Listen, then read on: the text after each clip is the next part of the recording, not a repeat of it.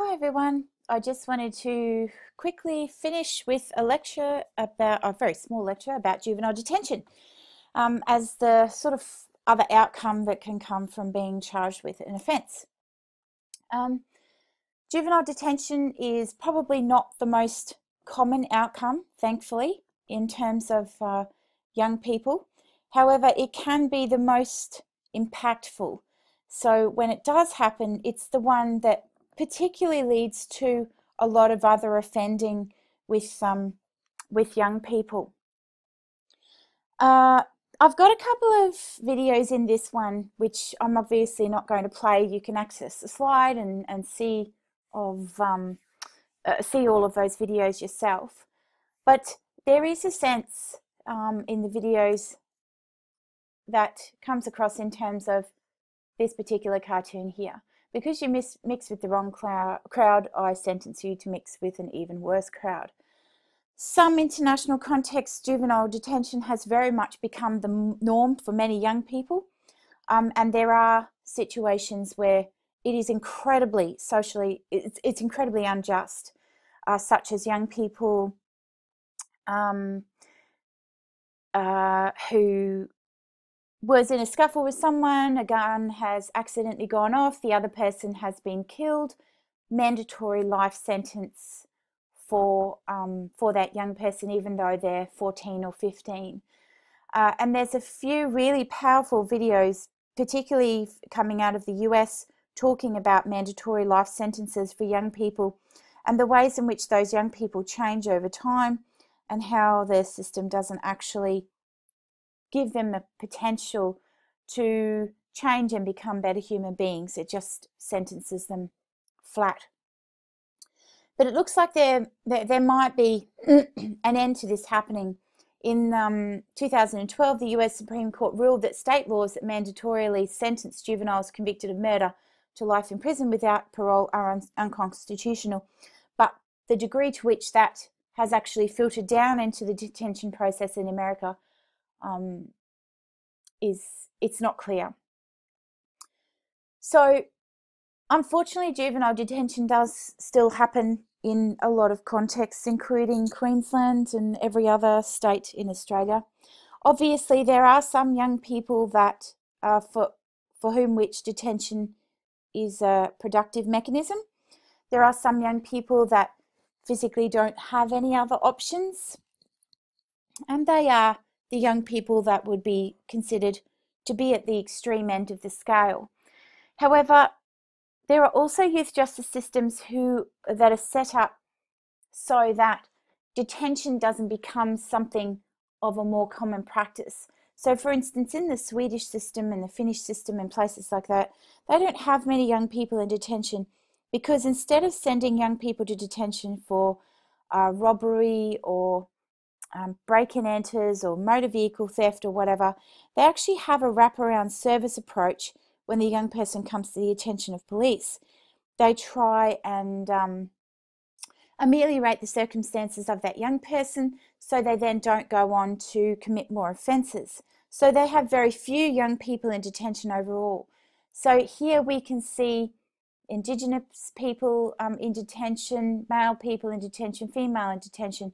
There's quite a lot of them, at least 650 or so.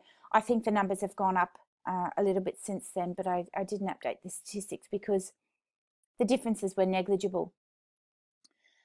In Queensland, we currently have the Brisbane Youth Detention Centre and the Cleveland Youth Detention Centre, and you can see overall we have fairly limited number of young people in detention centre, but most of the young people in detention centres are actually Indigenous young people. If we look at other international contexts, we find that this is not dissimilar. If we look at the UK and the US, it's mostly young people who are black or of different ethnic backgrounds that are in detention, except for places like Sweden and Finland, where they only have like 6 young people in detention. And these young people are the ones that walked into a school and murdered 39 people using a rifle or whatever. They are the very, very serious end of the spectrum when it comes to young people being in detention. But overall, they don't detain young people for other offences, because they have a system set up in advance that actually stops them from reoffending, and it's extremely successful. It's a very highly effective system. Unfortunately, we do have quite a lot of juvenile deaths in custody. The Royal Commission into Aboriginal deaths in custody found that 6 young people had died out of 99 cases, and of course we have a few others since then as well. I've just given you a few examples. So one young person died of a heart attack, 16 years old, when first in prison for stealing 2 blocks of chocolate, and later for 3 months for public drunkenness. Daniel Yock in 1993, 17 years old, when he died of heart attack while in the back of a police wagon, although I don't have details about what he was involved in terms of his criminal offending. Sorry guys, and I've completely forgotten what it was, but all the details are in the report if you need it. There was another one in 2000, 15 years old, when he committed suicide after serving 24 days for a 28-day offences. He was sentenced for stealing paint, textures, pencils and correction fluid, and of course these are all of the different things that we need to go to school. So he was physically detained because he didn't have the capacity to buy things that he needed for school, and he was detained as a result of mandatory sentencing laws. These deaths are completely unjust in every possible way. We need to create systems that do not see these young people going into detention at all. And I would argue that this needs to happen as a matter of urgency. Unfortunately, detention is no longer a last resort in Queensland, unlike every other state in Australia, because Queensland is just going backwards so far in terms of being the most punitive place in Australia for young people. They took away the detention as a last resort a couple of years ago, and of course this is a direct breach of our UN obligations to support the rights of young people in detention. Finishing up in detention does not necessitate a safe future. There's a very high risk of death for young people after they're released from prison. So young people just released from prison are 20 times more likely to face death than those in the community. And that's also a very common outcome for women who are imprisoned as well. And there's quite a bit of information about that online if you want to get a little bit more in detail there. In terms of mandatory sentencing or detention, it certainly breaches fairness and proportionality when we look at those sentencing principles. It breaches the idea that they shouldn't be treated to cruel and unusual or inhumane and degrading punishments. And of course, it very much undermines the best interests of the child when we're having a look at the way that they should be treated by different sentencing processes. There's a whole bunch of core issues around release and whether or not they should go into detention. Number one is by far suitable accommodation for young offenders. We do see a lot of young people, even though we've got separate now systems in our state for crime and for welfare, we do see a lot of young people who are engaging in various minor criminal activities being held in detention simply because they don't have suitable accommodation for these young offenders. So their community might not want them back, or they might not want to go back to their community, or they physically have nowhere to go, like they might be just living homeless because their parents and that sort of stuff don't actually want them at all. So having suitable accommodation, I think, would actually reduce the numbers of young people who are in detention, because most of the young people, as we saw before, are in detention because they're on remand. Appropriate community-based mental health service providers is another one. There's a lot of young people with very significant mental health issues which cannot be ameliorated or rehabilitated by detention processes, but they end up in detention because there aren't appropriate services where they can be treated in the community. And this is particularly a concern in Indigenous communities, and especially for those with dual diagnosis and drug and alcohol services. So they might have a brain injury, they might also suffer depression, and they might also be engaged in different types of drugs. These services are just not available to a lot of young people in communities. There are not a lot of services also for young people with intellectual disabilities, and of course there's a range of schooling issues. So if they get into trouble in a school, they'll often call the police, and they end up being charged with different forms of offences. Another study by Halsey highlights the issues around release, particularly for young people. This interview participant says, you know, it's like you're in here, you know, to go to bed, you know when to eat, you know when to sleep, you know when to shit, you know. You get told. When you get out, it's like you can just do whatever you want.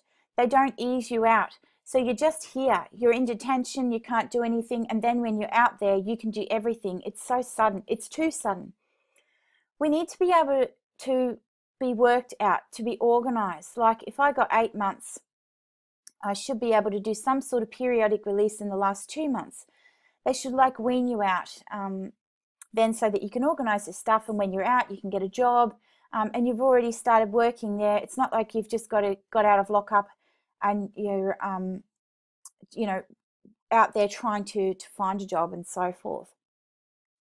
You're working straight at the job as soon as you're released, because you've had this period of transition. So the participants that Halsey talked to genuinely believed that this was an issue and that they needed to design the system this way in order to promote successful reintegration and support desistance overall from crime.